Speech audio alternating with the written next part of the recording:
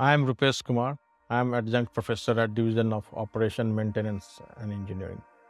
I am working as a health and safety lead at alpha level, and my role is to implement systematic working environment in the company. I am motivated by to reduce the occupational accidents at work, and this could be a very good help for the companies where they have less injuries and accidents. For examples, we use a digital technique like virtual reality, where you simulate the real life scenario, and you can use this one without going into the real danger situation. When I was child, I used to run away from the studies as I didn't like the study at that time. But when I compare today, I find myself a very contrast character.